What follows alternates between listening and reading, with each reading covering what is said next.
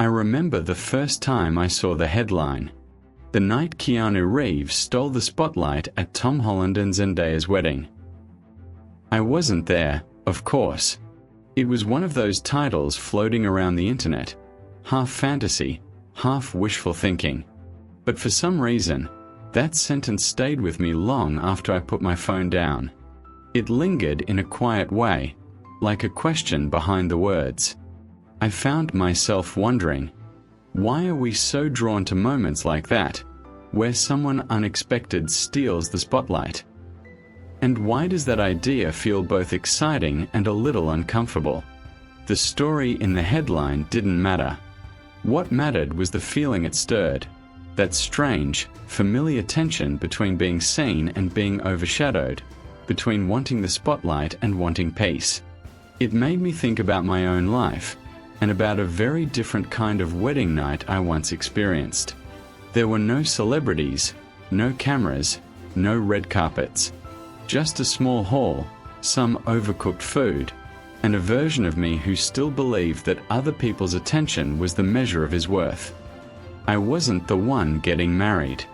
It was my friend Daniel, someone I'd quietly compared myself to for years without ever fully admitting it. Daniel and I had grown up together.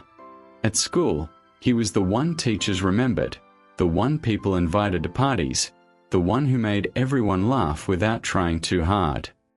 I wasn't invisible, but I was adjacent, present, but not central, friendly, but not unforgettable. As we got older, our paths stayed loosely parallel. Same city, same kind of job, similar circle of friends. But life seemed to happen to him in bigger, more noticeable ways. Promotions, opportunities, relationships that turned into milestones. When he invited me to his wedding, I accepted with genuine happiness for him. That happiness, though, quietly shared space with something else, something I didn't like to name. A thin, quiet ache that whispered, "You're behind." Again. I arrived early that day, dressed in a suit that never felt quite natural on me. The hall was still being set up. The reception began, and with it came speeches. Friends telling stories, parents holding back tears, jokes that rippled through the room. I watched as each person took their moment at the microphone, each adding a new layer to the public image of Daniel and his new wife. That was when the thought behind the headline resurfaced. Who owns the spotlight on a day like this? And why was I thinking about that at all? Somewhere between the main course and the dessert, I noticed how often people pulled out their phones, capturing the first dance, the laughter, the toasts, the little details. It struck me how much of life we filter through this sense of audience, real or imagined, as if moments only fully count when they're witnessed, liked, approved. I realized I wasn't so different.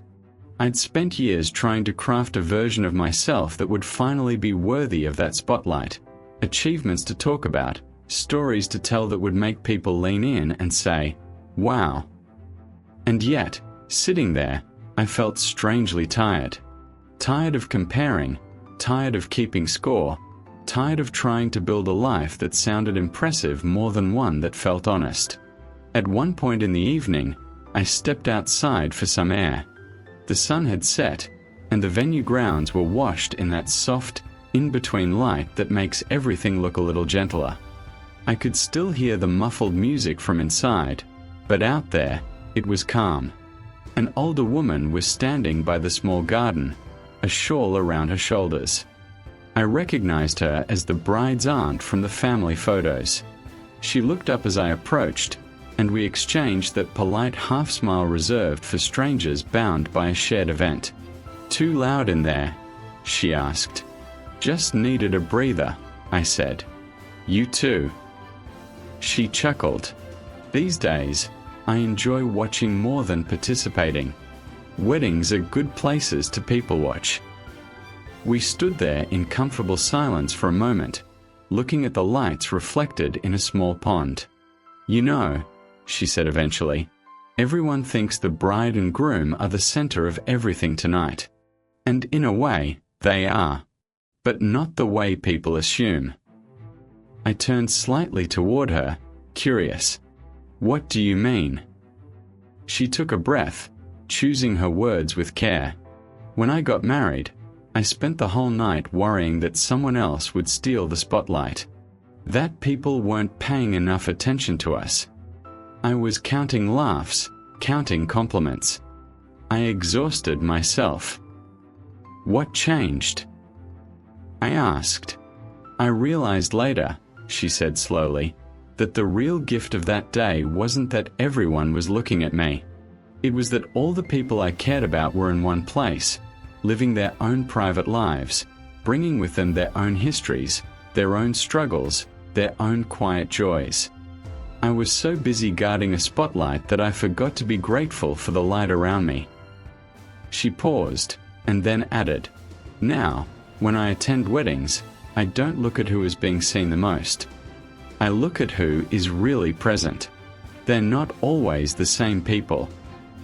We stood there for another minute, her words gently settling between us. Funny, I said. I've been thinking about that without quite knowing it. I kept wondering why I felt small tonight.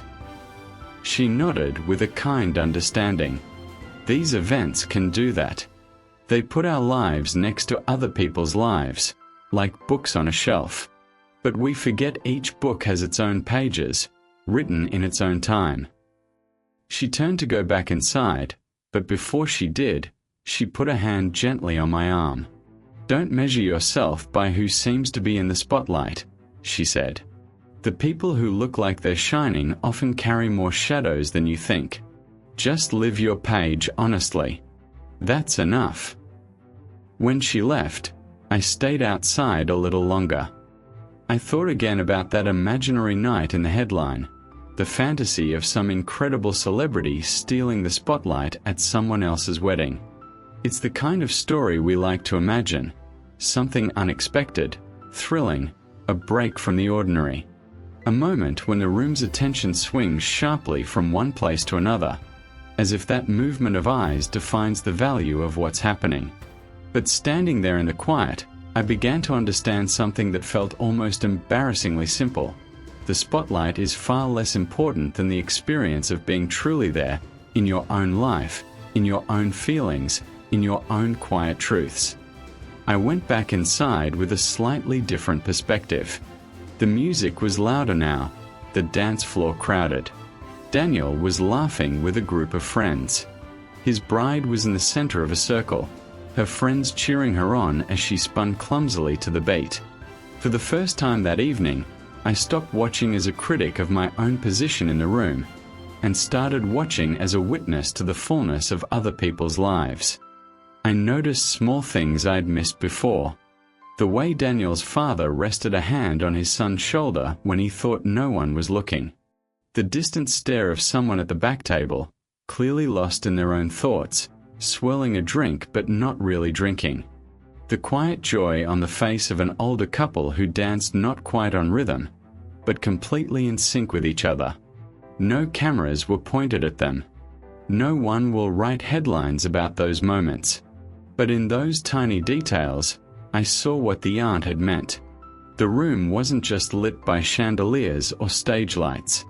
It was lit by individual lives, each with its own weight and warmth. Later in the night, there was a moment I remember clearly.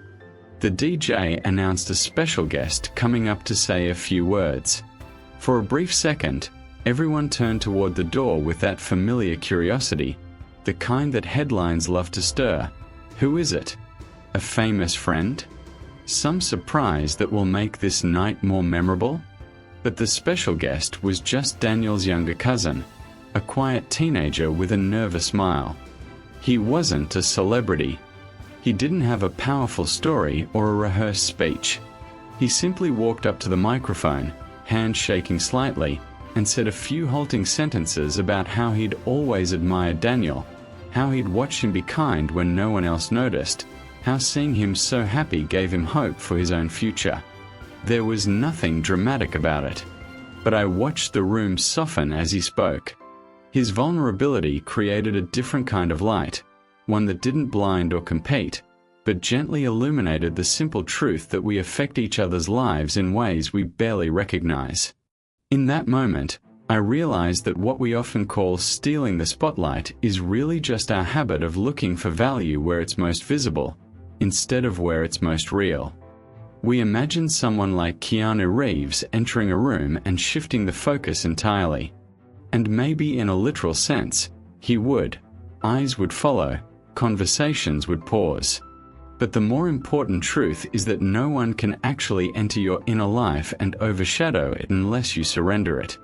Your experience of the moment, your quiet feelings, your reflections, those are yours. No headline, no star, no comparison can truly take that away. As the night went on, I found myself relaxing in a way I hadn't expected. I stopped checking my phone. I stopped imagining what my life would look like from the outside.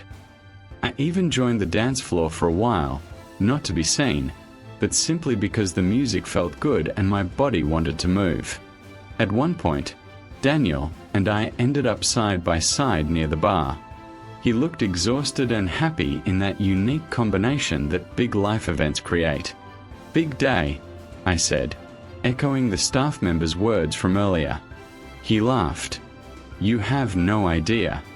I feel like I've spoken to 100 people and said the same 3 sentences to all of them." "Are you enjoying it?" I asked. He paused, thinking. "You know, I was really anxious about this day. I wanted everything to be perfect. I kept picturing how it would all look in photos, how people would remember it. But when I look around now, what I actually care about is much simpler." "What's that?" "That the people I love are here," he said quietly. "That they're okay. I keep noticing little things. My mom dancing. My uncle actually smiling. You being here. It's strange, but the more I pay attention to those things, the less I care about how it all looks." He didn't know how much that last part echoed what I'd been feeling. For a moment, the noise of the room faded into the background, and there was just that small, honest admission between us. "I'm glad you invited me," I said. "Of course," he replied. "You're a big part of my life story, you know." I almost dismissed it with a joke, but something stopped me. I let the words land, uncomfortable and healing at the same time. To me, I'd often felt like the supporting character in his story. To him, without my realizing it, I was simply important. That was another quiet shift inside me, the recognition that we rarely see the full picture of our place in other people's lives. We assume our worth is measured by visibility, by applause, by who notices us. But often, our deepest impact lives in the private memories of others, in moments they carry where we weren't even aware we were shining. As the night slowly wound down, I sat at my table and let everything wash over me. The music, the laughter, the tired children asleep in their parents' arms, the staff quietly clearing away plates. It was all so ordinary and so precious at the same time. On the ride home, alone in the back of a taxi, that headline floated back into my mind again. The night Keanu Reeves stole the spotlight at Tom Holland and Zendaya's wedding. It felt different now. Less like a tantalizing story, more like a gentle reminder of a misunderstanding we all share. We think the spotlight is the point. We chase it, fear losing it, resent others for having it. But life isn't a stage play where only one person can stand in the center at a time. It's more like a constellation of small, overlapping circles of meaning. In each circle, someone is the main character, quietly, without fanfare. That night, in that small hall, no one stole anything from anyone. The bride and groom were living their moment. The aunt was living hers. The nervous cousin, the venue staff, the older couple on the dance floor, me sitting alone with my thoughts, We were all living scenes that would never be photographed, never written about, but that still mattered deeply to us. The real mystery, I realized, is not who gets the spotlight. It's whether we can learn to stop needing it to feel real.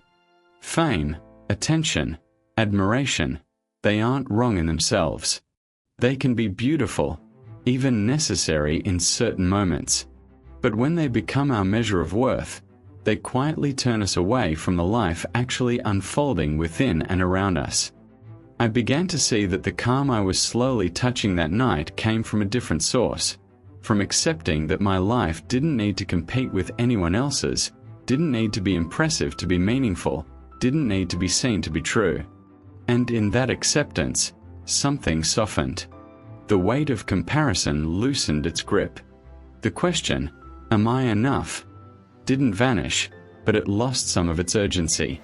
In its place grew a quieter, more generous question. How can I be present with the life I have, right now, as honestly as I can? That, to me, is the lesson hidden beneath the flash of any imagined headline about stolen spotlights. At the end of the day, no one can really steal your night, your journey, your inner experience of being alive. The only thing that can truly eclipse your light is your own belief that it doesn't count unless others are watching. I think about that often now, whenever I feel the old habit of comparison creeping back in. When a friend reaches a milestone I haven't, when I see someone online whose life looks brighter, bigger, more important. I pause, take a slow breath, and remember that small, imperfect, beautiful wedding hall. I remember the aunt by the pond saying, "Just live your page honestly. That's enough." And in that remembrance, the noise quiets a little. The imaginary audience fades. I come back to something simpler: the taste of my coffee, the sound of the street outside my window, the faces of the people I love, the small daily choices that no one will ever applaud but that shape my life in real, lasting ways. The spotlight, I've learned, isn't where life happens. Life happens in the soft, unnoticed corners, in the spaces between words, in the quiet realizations we carry home from other people's celebrations. And the night you finally stop chasing the spotlight and start trusting the quiet truth of your own experience, that, in its own humble way, is the night you discover you were never really standing in the dark.